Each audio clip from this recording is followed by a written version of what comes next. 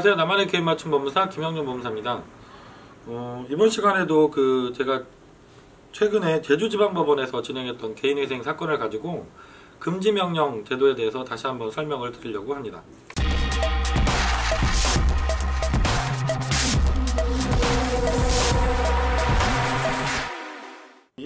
이분의 기본적인 사항을 말씀드리면 나이가 젊으신 미혼 남자분이셨어요.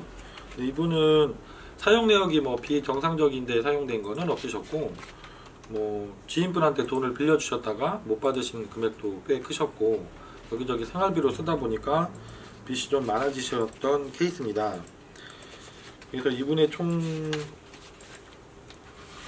채무액은 1억 600 정도 되셨네요. 1억 600 정도 되셨고, 지금은 현재 이제 무기계약직으로 시청에 근무하고 계신 분이었거든요.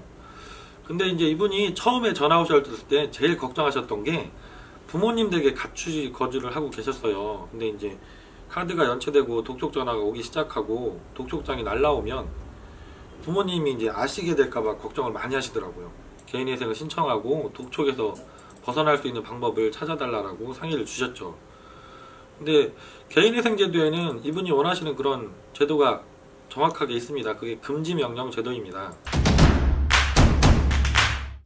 금지명령은 이름 똑같이 금지를 시켜주시는 건데, 어떤 것들을 금지시켜 주시냐면, 대표적인 것들은 이제 급여나 유체동산의 가압류, 압류, 강제집행을 금지시켜 주시는 거고요. 그리고 독촉행위 일체를 금지시켜 주십니다. 독촉을 하는 행위, 변제를 받는 행위, 이것도 다 금지를 시켜 주시거든요. 그래서 전국 모든 법원이 신청을 하시면 대부분의 사건의 경우에 3일, 빠르면 3일, 적어도 일주일 안에 금지명령이 나오고 계세요.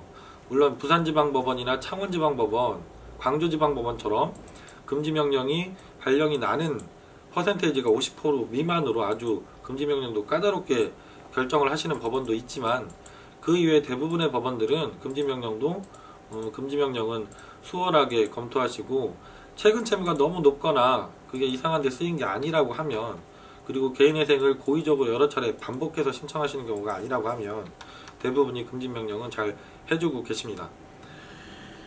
그래서 이분 같은 경우도 저희가 신청하고 4일 만에 제주지방법원에서 금지명령을 받았고요. 그래서 걱정하시지 않게 카드사에서 독촉 전화가 오는 것들을 일찍 막아 드릴 수 있었던 케이스입니다. 지금도 이게 카드가 처음 연체되시고 대출이 처음 연체되시면 제일 걱정하시는 부분이 독촉입니다. 독촉. 당연히 이게 채권자가 여러 군데가 되시면 거의 하루 종일 전화가 오시는 거죠. 한 군데에서 몇 번씩 전화가 오시고, 전화를 안 받으면 받을 때까지 오시고, 특히 업무 특성상 계속 이분도 그러셨는데, 대민 업무를 하시는 분들 있잖아요. 계속 사람을 만나야 되고 대화를 하셔야 되고 이런 일을 하시는 분들은 전화가 계속 반복적으로 오면 일하는 것도 참 힘들고 어려운 상황에 되시는 것 같아요. 그래서 더욱더 걱정이 많으신 것 같습니다.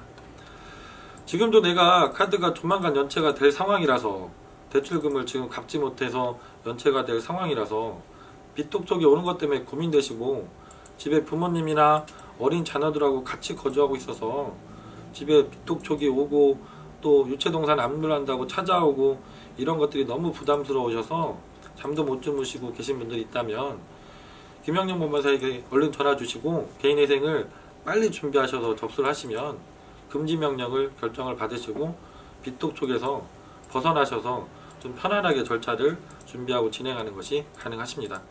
전국 어디에 계시든 편안하게 전화 주시면 제가 친절하게 상담을 드리도록 하겠습니다. 감사합니다.